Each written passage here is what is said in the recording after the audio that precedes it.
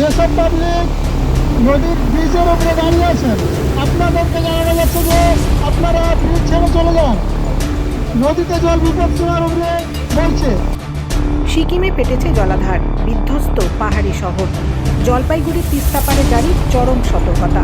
সোমবার রাতে প্রবল বৃষ্টিতে উত্তর সিকিমের চুংথাম এলাকায় অবস্থিত একটি প্রাকৃতিক জলাধার ফেটে যাওয়ার কারণেই এমন অবস্থার সৃষ্টি হয়েছে বলে প্রশাসনিক সূত্রে জানা গিয়েছে।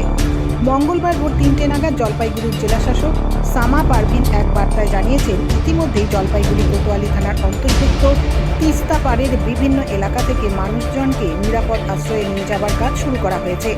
মঙ্গলবার ভোর থেকে জলপাইগুড়ির গজলডোবা তিস্তা ব্যারেজ থেকে দফায় দফায় জল ছাড়া হচ্ছে। সেই কারণে দোমোহনী থেকে হলদিবাড়ির বাংলাদেশ সীমান্ত পর্যন্ত তিস্তা নদীর দুপারের গ্রামগুলো জলমগ্ন হয়ে পড়ার আশঙ্কা প্রকাশ করেছেন সংশ্লিষ্ট দপ্তরের উচ্চ পদস্থ আধিকারিকরা।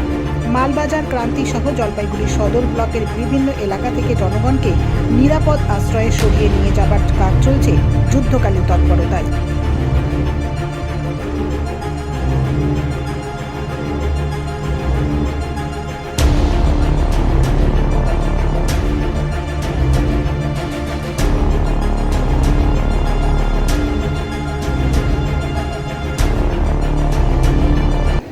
ভয়াবহ পরিস্থিতি আছে। কি পরিস্থিতি? বন্যা পরিস্থিতি? বন্যার পরিস্থিতি কি ছিল? আগে সকালে 6টার দিকে আসছিলাম, তো 6টার দিকে তখন অল্প জল ছিল আর কি। এখন তো নদী ঘুরে গেছে জলে। আমরা আর কি ভয়াবহ পরিস্থিতিতে আছি, আতঙ্কে আছে? আতঙ্কের মধ্যে আছি। বাড়ি কি পাশেই নদীর? হ্যাঁ, এই সামনেই বাড়ি আমার। বাড়ির কি অবস্থা? বাড়িতে সবাই ভয়ে ভয়ে ভয়ে আছে। হচ্ছে? হ্যাঁ, মাইকিং চলছে।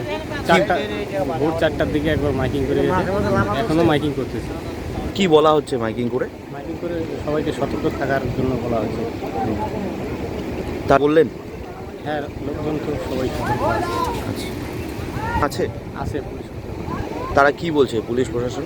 পুলিশ প্রশাসন সবাইকে সতর্ক থাকার জন্য বলছে। আমি শুনছি আর কি সিকিমের ওইখান দিয়ে বলে বাঁধ ভাঙছে, ওইখান থেকে জল আসতেছে। মানে এই যে এত সকালে তিস্তা এত জল ছাড়া হচ্ছে, বা এর আগে কখনো হয়েছে হঠাৎ করে এরকম? এর আগে কয়েক বছর আগে লক্ষ্মী পূজার সময় হঠাৎ করে এর থেকে বেশি জল হয়েছে। আজকে? আজকের থেকে বেশি জল হয়েছে। আজকে কি দেখছেন?